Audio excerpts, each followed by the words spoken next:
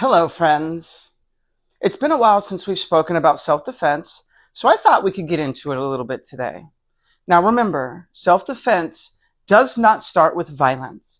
It starts with awareness. Awareness of yourself, of your surroundings, who you're with, where you're going, things like that. And now when we get to those said places, being aware of the exits, the emergency exits, any possible obstacles, and just kind of playing the scenario through your head so that it becomes habitual. And not to say that it's a game, but to make it kind of like a game so that you're always just used to doing it in the places you go so that we lower that stress and that anxiety. The next thing is we need to learn how to de-escalate. And it's not always engaging the person in conversation. It can be something as simple as excusing yourself from the conversation before it ever gets to a place where we don't want to deal with it. It's like one of those simple things you hear people say all the time, kindness is free, but you know what? People think that disrespect is free too. No, it costs them. And those moments, since we're on the subject, those are just opportunities for them to prove that they can take the harder path. And that is to just, or try to say something respectful. And since we're on the subject of awareness and how to de-escalate, sometimes just putting yourself in a situation where nothing can happen to you or it's unlikely for it to happen is the better course of action, at least in my opinion. Right, so let me just use myself for an example. Let's say I'm going to the store. I'm going to make sure if it's in the evening to park under the street lamp so I have good visuals around my vehicle, both when I go in the store and when I come back out. On my keys, I don't have it with me, but you know, I like to use those little kitty cats, right? They're just little plastic knuckles. They do the job.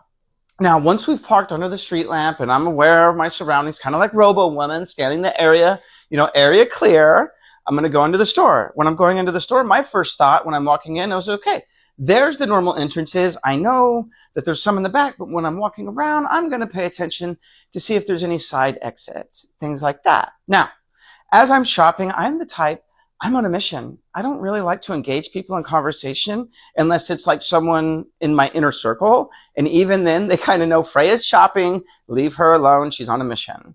Unless they're with me, of course. Right, but my point is I play this game where I just avoid people entirely. Like if you're walking at me and we're in the same aisle, I'm not going to leave the aisle. I'm going to walk down the aisle, but I'm going to kind of turn this way and make sure I can see you in my peripheral, but make it very clear with my body language. I don't really want to talk to anybody. Right, and that's the other thing. Body language can tell you a lot about a person's intentions. The way they're looking at you, the way that they're standing, right? Are they nice? Are they angry? My point to all this is as you develop these skills over time, they're going to lower your stress and anxiety. So we want to work on our awareness. We want to work on how to de-escalate. And for some of us, that may not be engaging in conversation. That may just be leaving the conversation before it even begins. Is it a conversation if we haven't even started it yet? Anyway, right? And then knowing my exit path and my exit strategy, knowing that I'm well trained with my self-defense tool. Of course, my mic died right at this last part, but what was I saying? Self-defense tools? Yes, let me leave you with this. When you do get into a situation where you're having to defend yourself, your adrenaline is going to spike. Your small motor functions are going to go out the door. Things that didn't normally require a lot of focus and energy, especially energy, are now going to consume loads of energy, right? So don't just practice calmly with whatever your self-defense tool is. Go on a long sprint and then practice right after the sprint, maybe after a real hard physical workout. But get yourself to a point where your heart rate is to the point where you're uncomfortable and you're having to use this thing. And you'll see kind of what I'm talking about because it still doesn't really do it justice.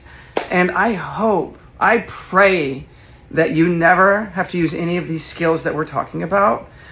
However, the world we're living in, I think it's safe to say better to have it and not need it than to need it and not have it. All right, guys, let me know if you have any questions.